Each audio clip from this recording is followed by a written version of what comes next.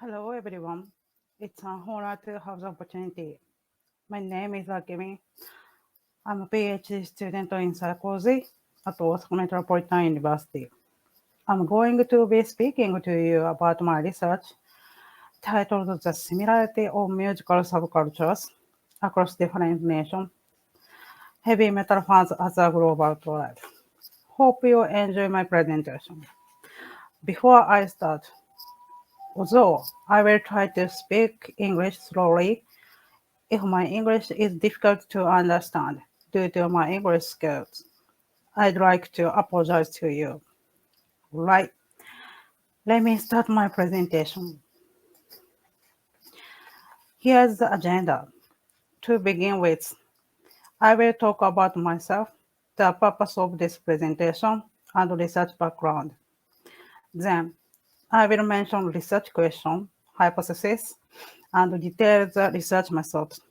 After that, I will describe parts of tentative result of my research. Finally, I will conclude the presentation. Let me start by saying about my own background. As I told you at the beginning, I'm a part-time PhD student in psychology at Osaka Metropolitan University. Also, I'm a digital marketing practitioner, especially focusing on sports marketing. In addition, I'm quite not sure whether you know one of the very famous contemporary Japanese cultures, so-called kawaii culture. I am a chapter author with this social phenomenon. Of course, I personally love heavy metal music. Through my experience overseas and communication with heavy metal fans across the globe, I share the common sense with them beyond border. Therefore, I decided to conduct this research to explore global heavy metal fans. The aim of presentation is to review the research by obtaining feedback from researchers associated with heavy metal studies, practitioners, and heavy metal fans. I'd like to obtain any types of feedbacks. From now, I will move on to theoretical background of the research. Over the past decade, the majority of academic research has emphasized music is a fundamental cultural property. The essential problem with this emphasis it remains largely unanalyzed by music psychologists. To support this, Deutsch has identified this lack of focus on the ideological cultural system belief in music, primarily by psychologists, as an area that has been unexplored since a long time. Few researchers have entered this relatively unexplored field through a range of subjects. Most of them includes the implication of music and national culture, and a number of these studies, especially those containing the social context, highlight the importance of cultural dimension identified in Hofstede's cultural dimension model. However, uncertainty still exists about the relationship between music as a culture and this framework of national culture. Hofstede team surveyed 72 countries, up from 106 at the moment, using questionnaires. The results of the final survey were distinguished from 6 different dimensions of values. This theory came into being since the 1980s and has been continuously supplemented and improved, becoming an important reference for many studies and analysis of human behavior, including consumer insight in countries. Currently, this model is used for internal training to appreciate other national cultures at multinational companies such as Google and Starbucks. The model has 6 dimensions to understand each national cultural value. The 6 dimensions are power distance. Simply put, it's acceptance of control of power by the citizens of the society. The higher score, the higher acceptance. individualism versus collectivism. A measure of whether a society as a whole care about the interest of individuals or the collective. The higher score, the more individualism is valued. Uncertainty avoidance. It refers to ability of a society to avoid the occurrence of uncertain events, whether to try to control the future or to let it happen and accept the future. The higher score, the stronger the avoidance of uncertainty events. Masculinity versus femininity. It mainly depends on the social reading ability to male and female. The higher score, the more prominent the masculinity will be. On the contrary, it shows femininity of society is outstanding. Long-term orientation. It refers to extent to which members of culture are willing to delay gratification of their material, emotional, and social needs. The higher score, the more important it's to focus on long term rather than short term. Endurance and restraint. It refers to the extent to which a society allows for people basic needs and desire to enjoy life and pleasure. The higher value is the less binding force the society has on its citizens and the more permissive it to endure. These are examples to express national cultural value as indexes. Although I will explain more about them toward my research, we can understand each of national culture along with these indexes. For example, femininity society or countries such as Finland are, say, gender-neutral society. Conversely, masculinity countries such as Japan are, say, gender role exists. Perhaps you wonder the reason why I choose heavy metal music, along with already stated theoretical background. Let me explain it. There are roughly three reasons. Firstly, its complicated cultural background. The origin is the UK, with the birth of two bands, needless to say, Black Sabbath and Motorhead, in the early 1970s. Interestingly, it became increasingly popularized in the world due to the civil movement starting from 1980s by Parents Music Resource Center in the United States. Secondly, it has massive number of subgenres. If you like heavy metal music, you can realize this fact. Of course, it depends on individual perspective. However, it has massive number of subgenres such as thrash metal, death metal, new metal, and symphonic metal. The last reason is the most important. There is only one similar previous research concerning remote acculturation and music was focused on reggae music, known as Jamaican music. Some of you may want to ask me, what is a remote acculturation? Remote acculturation advocates for acculturative processes people may be engaged in without making first-hand, continuous contact with others from different cultural groups. Considering this notion towards heavy metal music, it seems that the music has two aspects, namely universal one, such as melodic sign and wearing favorite band t-shirts, and culture-specific aspects, such as influence from religion and colonization. To overcome this deadlock in academia, the aim of research is to identify the similarity of heavy metal music subculture on the globe. Along with the background, my research questions are: is there a unique musical subculture that is universal across national cultural values, although there are national cultural differences? How does the relationship between the social acceptance of heavy metal music and national culture vary in terms of cross-cultural context? How can the answer to these two questions be used to stimulate music sales in different national cultures?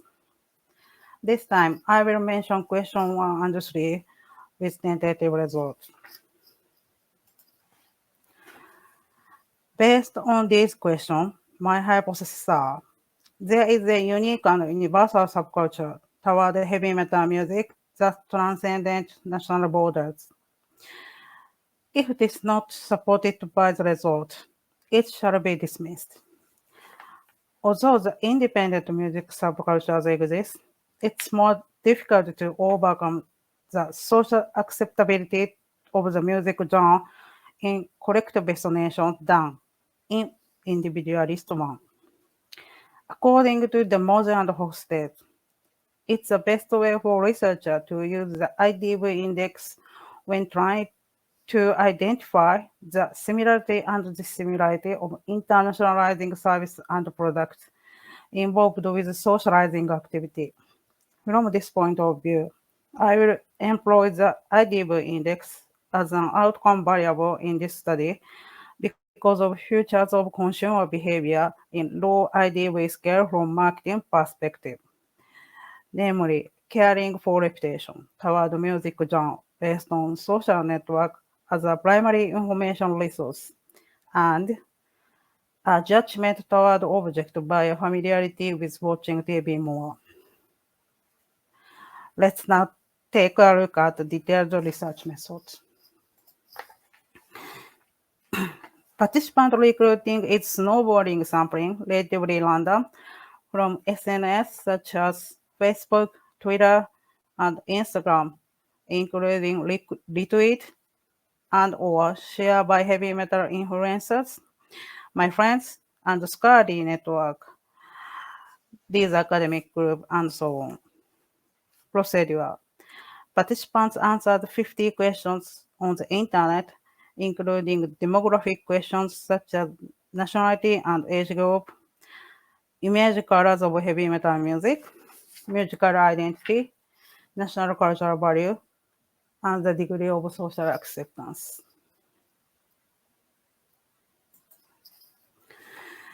Targeted countries are 7 countries: Finland, France, Indonesia, Japan, Mexico, UK, and the United States. Country selection is based on historical, cultural, and political background in these countries, such as cultural uniquenesses and similarity, and the number of bands per population. Total participants are 848. Number of valid respondents, 807. Finland 48, France 444, Indonesia 50, Japan 83, Mexico 54, UK 55, and the United States 73. Now, back to Hofstede model. In my research, I mainly take individualism versus collectivism. As you can see, at least I have 3 pairs of cultural similarity in order to reinforce the validity of the study. I couldn't show the result concerning national cultural values, but I'd like to show 2 related results whether there is a unique and universal subculture. The first result are the symbolic colors of heavy metal music. Participants answered their perceived symbolic colors with 7 colors, rated by Likert 5-point scale. As a result of analysis, except white, perception toward 6 colors are globally same. Especially black and purple are predominant.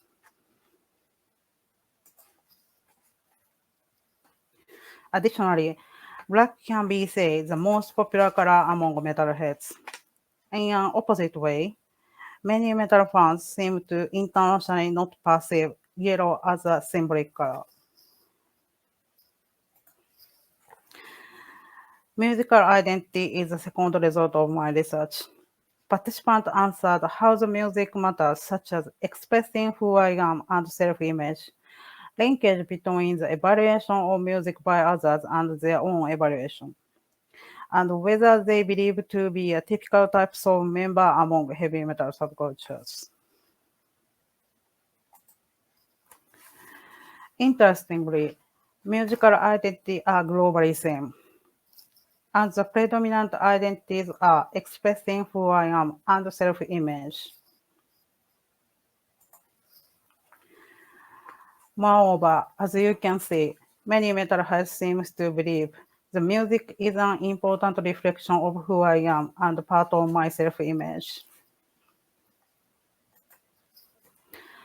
In conclusion, I made the following 3 points with tentative result.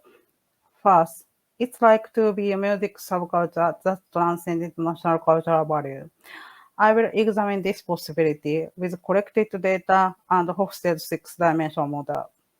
Second, the result of symbolic colors can be utilized marketing activity for heavy metal bands, especially for their merchandise. Black is very useful, and yellow is not an appropriate color for it. Finally, from the result of musical identity, many metalheads believe that music as an identity badge in order to express themselves. That brings us to the end of presentation concerning my research. For your information, here is the reference.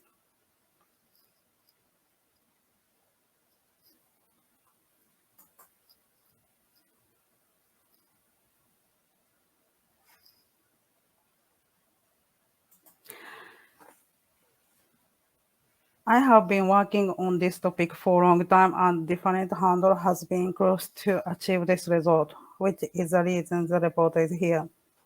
Therefore, I'd like to take this opportunity to express my gratitude to the following people for their contribution to this research. Firstly, my current and previous supervisors to support my research always. Secondly, the developer of survey, Yuki, Isabel, Liliana, Mono, Rebecca, as proofreaders for each language.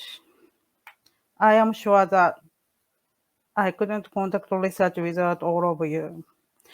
Lastly, all participant people who spread the survey, including member of ISMMS, needless to say, I can't complete my research. Thank you to everyone who has helped. I really appreciate that.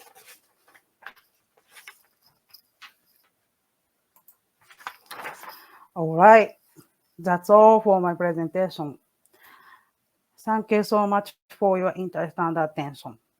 Follow me if you have any question and or you'd like to keep in touch with me. Of course, if you need a transcript of this presentation, you can email me these accounts. You can scan QR code below to do that. Thank you so much. Thanks.